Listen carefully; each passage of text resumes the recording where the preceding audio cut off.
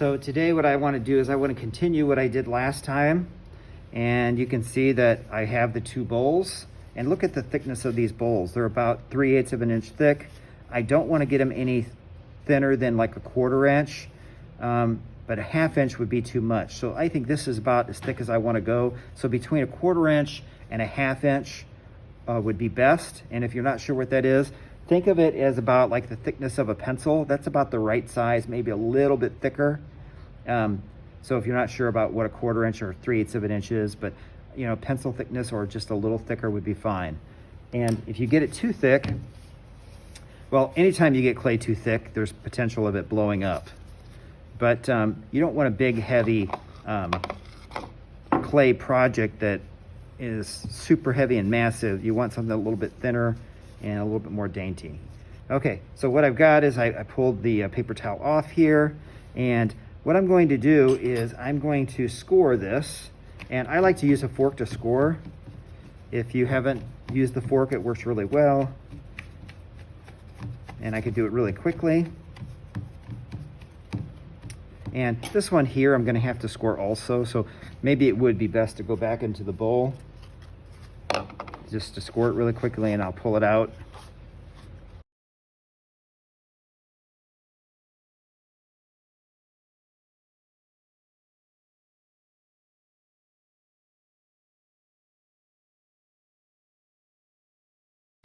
Okay, so I've got these both scored, and right here I've got some slip made, and I don't know if you can see that very well. And it's kind of gooey slip, but I could mix it up a little bit more if I want it to be a little bit more watery. And again, a fork works pretty well with this. And what I had is it was just some hard clay yesterday, and I just put some water in it and let it sit.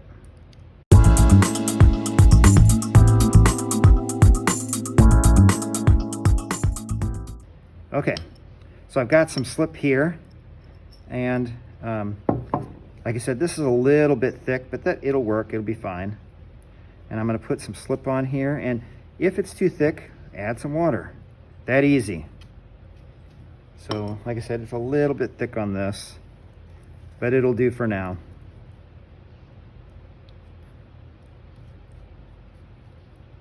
And since it's so thick, I don't know that I need to put it on both pieces. If it were thinner, I would put it on both pieces. But because this is pretty thick, I don't think I need to worry about that. And I'm just gonna go over it a couple times to make sure I got it covered well. Got enough slip on there. And yes, you are gonna get your hands a little messy. I get some kids that come in and they think that their hands aren't gonna get dirty and they want rubber gloves, and I'm like, nope, no rubber gloves for you. This is not what we're doing. Okay, I'll tell you what I can do. Usually what I'll do is, depending on which bowl is more firm, like if this one were more firm, I would put it on the top, you know, because it's gonna sit on the top with no support. This one, these are about the same, but this one's a little messy from the slip. So I think I'm gonna pull this one out and put it on top of this one. So it doesn't really matter. Usually I put the one that's more firm on top so it doesn't collapse on me. But in this case, they're both the same. And this one's just a little messy, and I can kind of clean it up a little bit easier, I think, without having all this slip on the paper towel.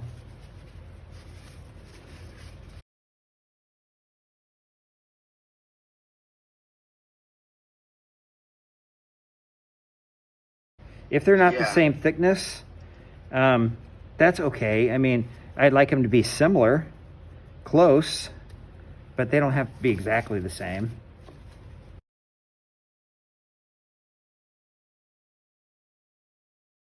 Okay, so I'm just pressing this down in here, pressing it in, and I'm gonna pull this out now.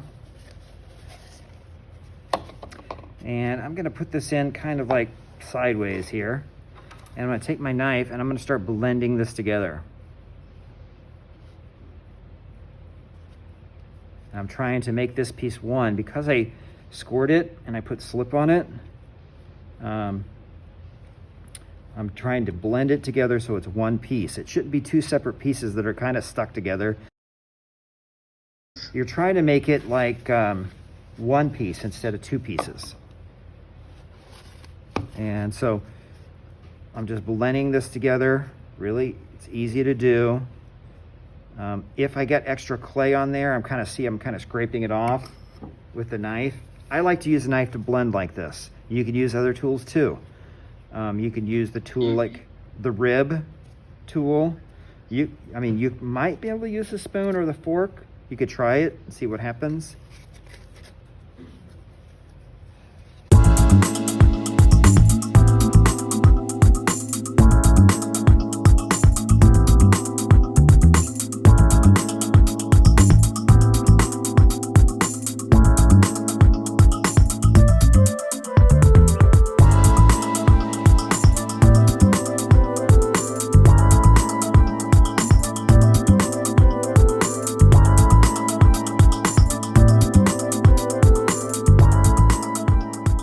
I like to use this scraper here, and this is meant to scrape ice off of cars and stuff, but it works really well as a paddle. But if you had a wide board, even a ruler, if you're careful, you can paddle it with a ruler.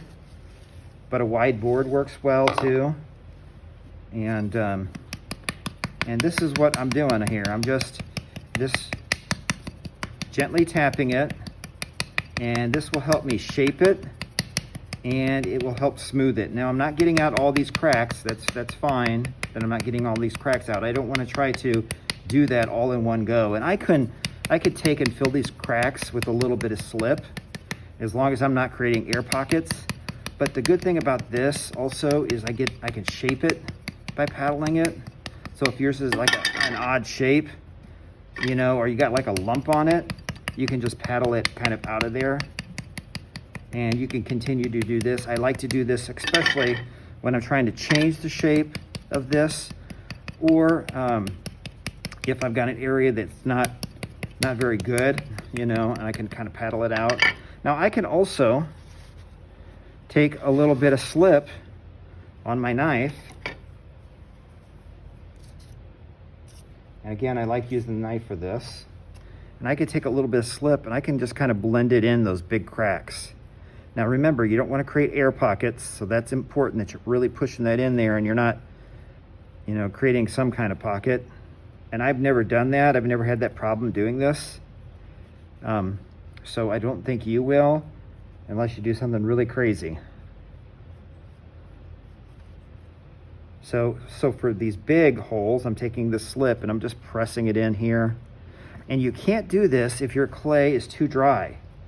So if it's leather hard, you may not be able to do this because the clay will not stick. You have to have it in the same condition. So I'm putting slip in here and my clay is really plastic. So that's why it works.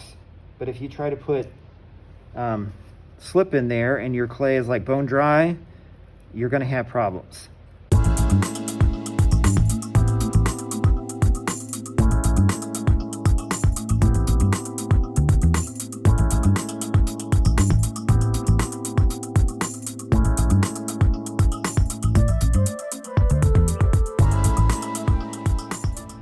So you can see right here, I'm just filling the gaps. That's all I'm doing. And I could paddle it now, but it might be a little bit too wet to paddle. And what will happen sometimes when you paddle this like this, it's just a little too sticky and it sticks to the paddle. You know, see what's happening here? As I paddle it, it just sticks to the paddle. So it's not quite dry enough to paddle.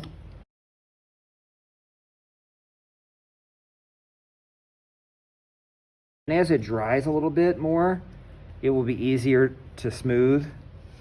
But you can see I could smooth it right up with this knife. And sometimes that card you have, you know, like that credit card thing called a rib, you can use a rib on it sometimes. It works really well to smooth it. You know, just try some things and see what works for you. You know, maybe you can get something to work really well. And it doesn't have to be like a real clay tool that they sell in the store. A lot of good clay tools you can just find in your house.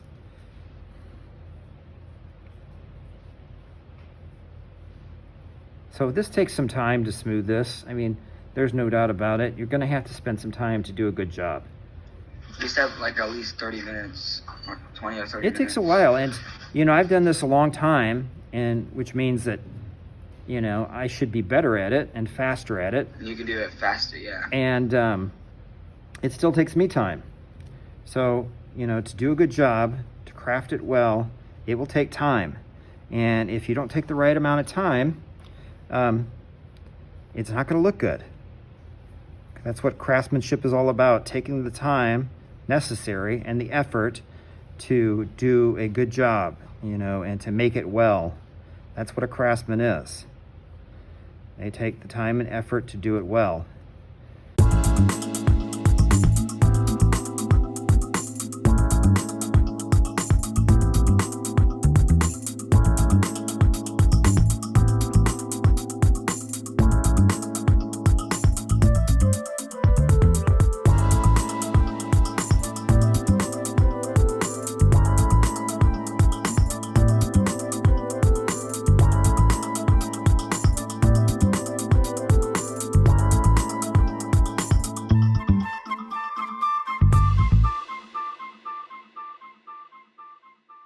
So if it starts collapsing, the reason why it's probably collapsing would be that maybe you didn't make it thick enough, or it is too plastic, it's too moist, has too much moisture in it, or maybe you just mishandled it wrong, and that's the reason why it would collapse. If it does, sometimes what I do is I take my knife in there and I pull it out, and then I fix the hole.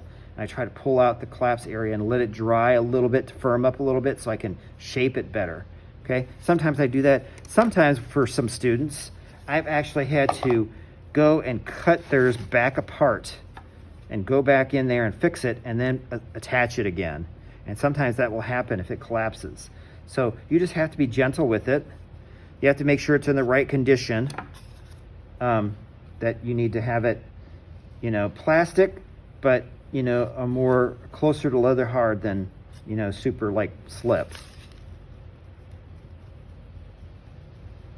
And that's the bad thing about being at home doing this, is it's hard to tell the condition for someone that's just starting. You don't understand where the condition is right. And, when you're here, I can touch it and I'll know right away by touching it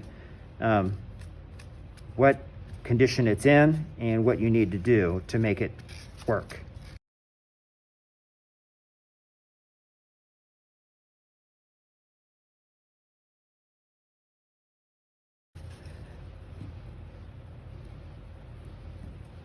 Okay, so what I want to do now is I want to continue to smooth it, but I want it to dry just a little bit.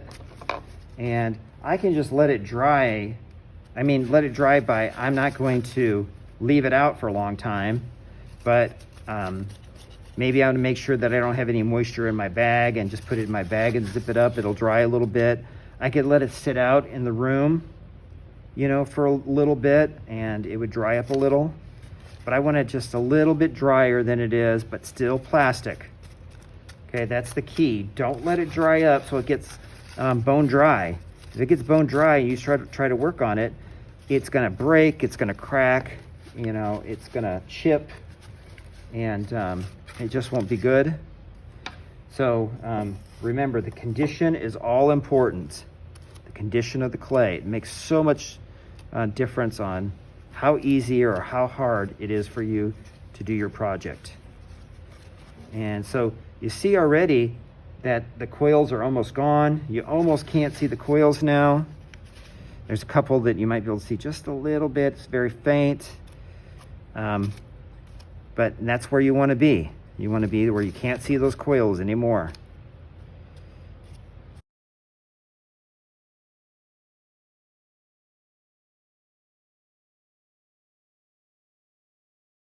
And I'll keep working on that, and I'll just continue on that. Okay, and smooth this up, and then just let it dry a little bit, and then I'll be able to smooth it a little bit more, and then I could start on the rest of it, because this is just a start. And so what I'll do is I'm going to leave this out for the rest of the hour, and then I'm going to put it in a Ziploc bag. And I like to put it in the Ziploc bag because then I know it's sealed up all the way and it's not going to get any drier. If you put it in a regular plastic bag, make sure you fold it over good or you tie it up good. and that will make a big difference.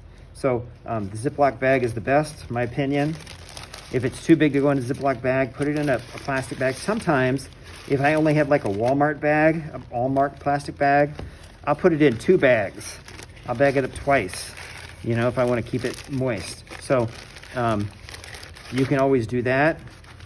And if you really need to keep it moist, it's too dry, just put a little wet paper towel like right inside here, just to keep some moisture in the bag, and that will help too. So I'm just gonna zip it up in the plastic bag and put it away until next time. And then we'll continue working on that. It should be about the right shape to work on it.